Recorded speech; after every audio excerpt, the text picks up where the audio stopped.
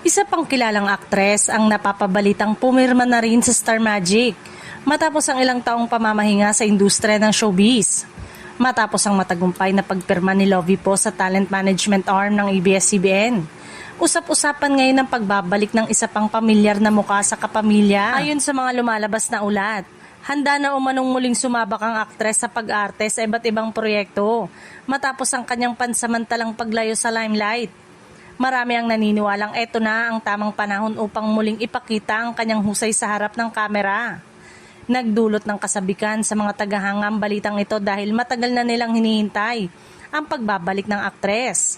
Sa social media, marami ang nagpahayag ng kanilang suporta at excitement sa posibilidad na makita niyang muli sa telebisyon at pelikula. Hindi naman lingid sa kaalaman ng publiko na kilala ang Star Magic sa pagbibigay ng malalaking oportunidad sa kanilang mga artista.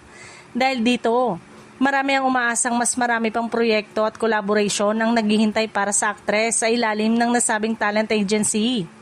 Bagamat wala pang inilalabas na kompletong detalye tungkol sa kanyang mga nalalapit na proyekto, inaasahan na magkakaroon ng opisyal na anunsyo sa mga susunod na araw.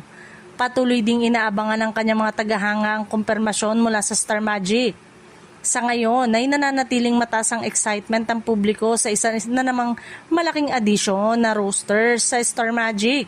Kung magiging opisyal ang balita, tiyak na magiging isa ito sa mga pinaka-inaabangang showbiz comeback ngayong taon.